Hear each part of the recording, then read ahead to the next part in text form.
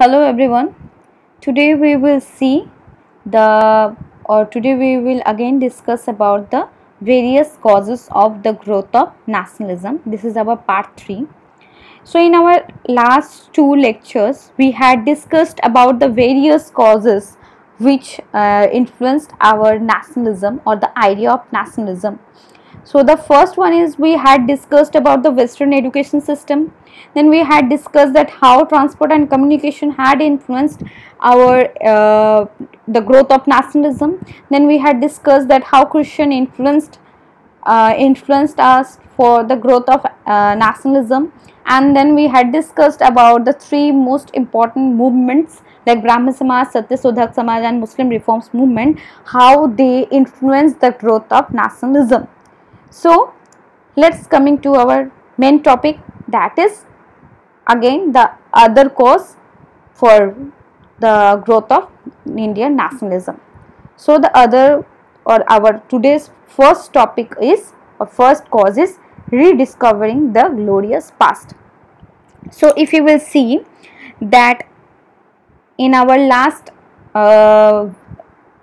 address when the PM addressed the nation, on that time also the PM also addressed that India was called the golden goose. So India had a great past or a glorious past. So it was not that for the first time we rediscovering the glorious past. Before that also in the 18th or 19th century, in between 18th or 19th century, we had discovered or rediscovered the glorious past. So the late 18th and 19th century saw the flowering of new thoughts, ideas, and it was often referred to as Renaissance in India. The modern education that European had introduced in India had brought Indians and for the rest of the world.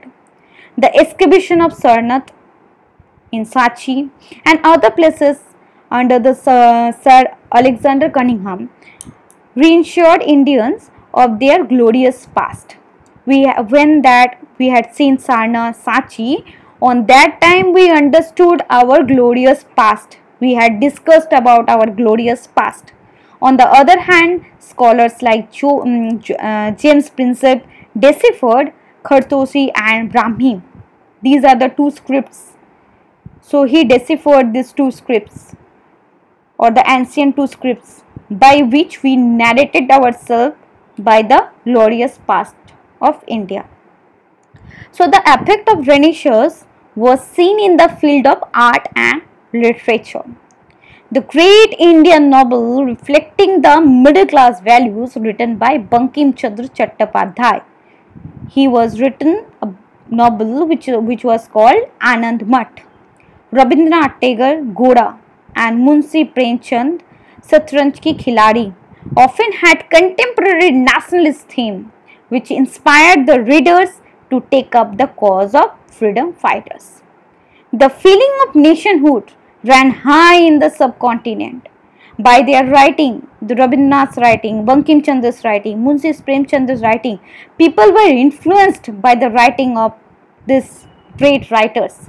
They influenced, and the idea of nationhood ran high in the subcontinent. As the various communities came together to share their experience of the British Raj, their anger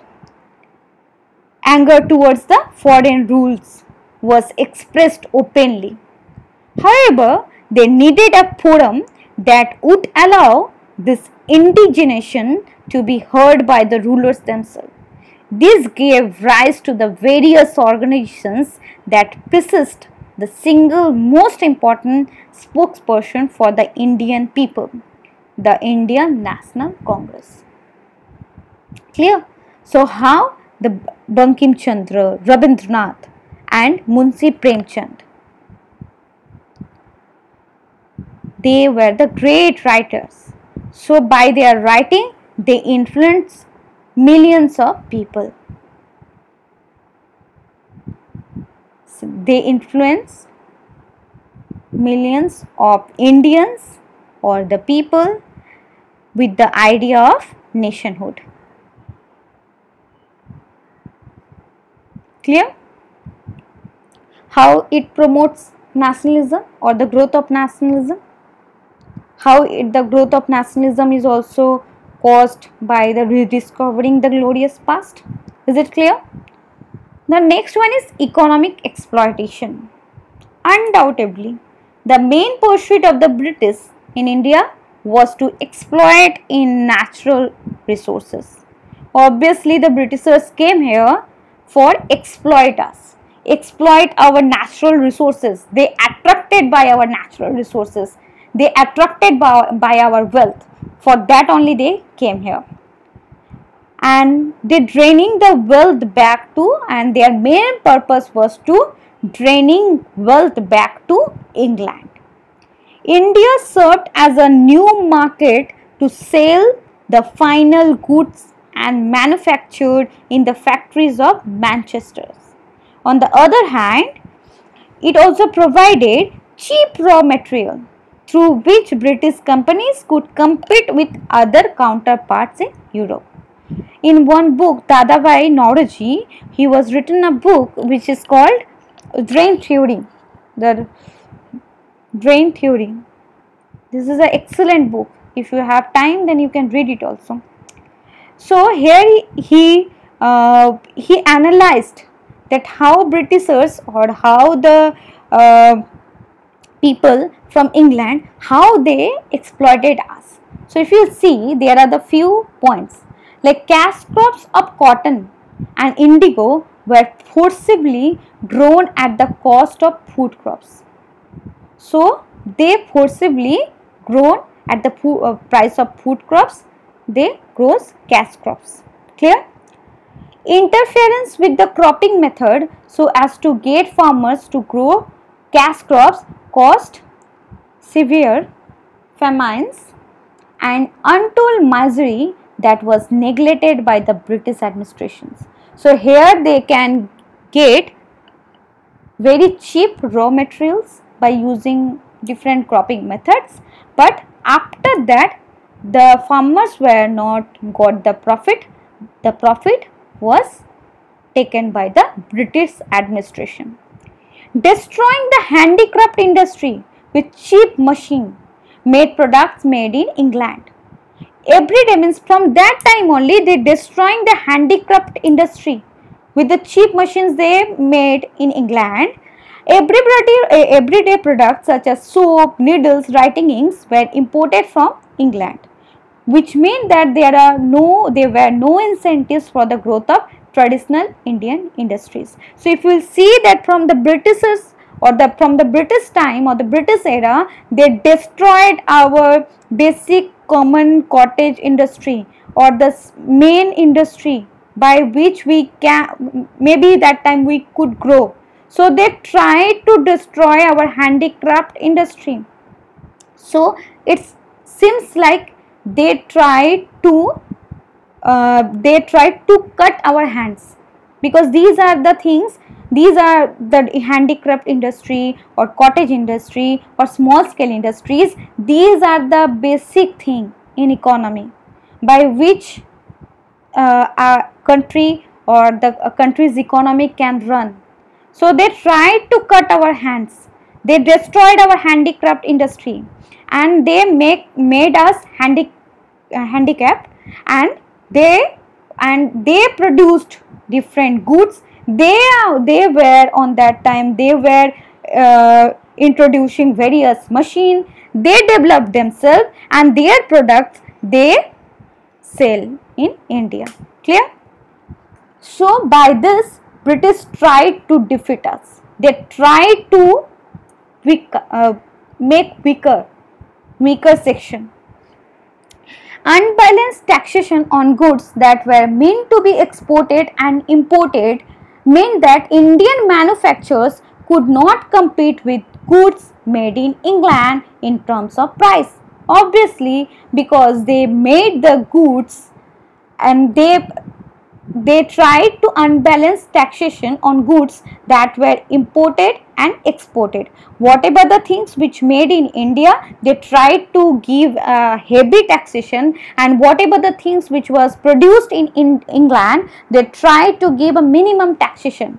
So if in market there are two product or two goods, suppose toothpaste, okay, one toothpaste was produced in India and another toothpaste which was produced in England. So they tried to give high taxation on Indian toothpaste as like 20 rupees, say 20 rupees. Clear? By taxation, you can get that toothpaste by 20 rupees, and by the low taxation, you can get that the toothpaste which was produced on England, you can get it by 10 rupees. So which one will you purchase? Obviously the England one, because the consumer want the thing which was cheap. So they unbalance the taxation system. They give high taxation system on the Indian goods. Clear? Now high taxes on Indian citizens to pay for extravagant lifestyle of English civil servants were particularly harsh on farmers, reducing them poverty. So they tried to focus on high taxes on Indian citizens, means we have to pay for their lifestyle, for their luxurious lifestyles. We have to pay high taxes, and by that they laid luxurious lifestyles in India, and it had a very harsh impact on farmers. It also means it leads us to the poverty. Clear? Next, existence of unfair salary structure, where Indians were paid much less than the same job profile. Also, the fact British civil servants could take their pay in England meant a constant drain on the Indian exchequer. Means here Indians are getting less. If the profile is same, both of them are officers. One Indian officer, other one is the officer who are coming from England. So the Indian officers are always paid much less than the Britishers. Clear? Lack of loans and other banking facilities meant that Indian industries were not given opportunities to grow. So they tried to they were not giving us loans, they were not giving us any banking facilities, by which Indian industries on that time they might be grown, but they tried to cut, not only cut our hands, they also tried to cut our legs in terms of economic system. If you will see the cottage industry or the small scale industries or that industrial systems, these are the things which grow our economic taxation system or our economy. It increases the economical development. And if you see the agriculture also, they made agriculture system in that way, so that will be profitable for them. It would not be profitable for the farmers. The farmers would lead to the poverty. So it would not profitable for the farmers. It would, the agriculture, if you see, it would be profitable for the Britishers. If you will see the basic job system, then again it was profitable for the Britishers, because the Indians and the Britishers, they were not paid same salary. If you will see our industrial sectors, they tried to defeat us. They were not giving us loan, any banking facilities. So they tried to make us weaker as compared to them. And if you see the manufactured things, they imposed high taxes on Indian goods. So again they tried to made us weaker. Clear? So there is a clear economics exploitations in the British era.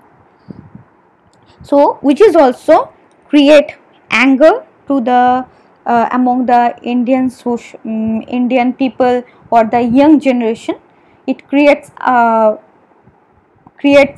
anger towards the British crown, for which is also a very important cause. The economic exploitation is a very important cause which led to the growth of nationalism. For that we for the first time we had asked about our nation, our independent country. So this is also very important. Next one is administrative mismanagement. Queen Victoria in her proclamation had said that there would not be no discrimination in appointments of the government officers. But the ground reality was very different. Indians were not given important positions and promotions were limited for them. Therefore, Indians did not have good representation in government. Their voices were never heard. The lowering of the entry age for the ICS examinations from 21 to 19 and insistence the examinations being held in England meant that a great number of Indians could not participate in them. Clear? So by this there is a administrative mismanagement which also creates anger and which also helps in the growth of nationalism. Now racial discrimination. The first one is, if you see, the Ilbert Bill, which was very important. It was drafted by Ilbert, so who was the law member in Lord Ripon's Executive Council. So what is the Ilbert Bill? Ilbert Bill had a great controversy. Why it had a great controversy? Because if you see, Lord Ripon proposed the Indian judges could try criminal cases involving Europeans. So if you will see, Ilbert Bill little bit they tried to bring the equality among Indians and Europeans. But this bill or this idea was vehemently opposed by the British. The bill could not be passed, means that it maybe tried to bring some equality among Indians and Europeans. So the bill could not be passed. It proved that British considered themselves far superior to Indians. The British refused to treat Indians at par with themselves. Indians could not travel in first class railway carriages. They were not allowed into British clubs or live in areas reserved for the British. It was heard that the outside of the restaurants, it was written that the dogs and the Indians were not allowed. So they considered us, or they compared us with the dogs. So there was a ill treatment for the Indians, to the Indians. Next one is the Vernacular Press Act of 1878 stated that vernacular press was not allowed to print anything that would cause trouble for the government. This bond was required by the English press. This censorship of the press annoyed most Indians as they felt it was racially motivated, because if you see it was this act said that the Indian press or vernacular press was not allowed to print anything that would cause trouble for the government. Means government, if the government was doing something wrong, they could not be allowed to print those things or to make the people aware of that time. So it was very discriminating. Similarly, the Arms Act of 1878 was very discriminating. It stated that Indians were not allowed to carry firearms without prior information, while no such rule is existent for the British. They can carry firearms, but Indians could not carry firearms without prior permission. So it is also very discriminating. The constant humiliation and ill treatment of the majority by the British minority prompted many to take up arms against the British. So these are the racial discriminations also has a great impact for the growth of Indian nationalism. Clear? So these are the factors for the growth of nationalism. We had discussed about the Western education, transport system, the various reforms, racial discriminations, as well as the administrative mismanagements, economic exploitations. So these are the main factors or the causes which influence or which helps the growth of nationalism in India. Thank you.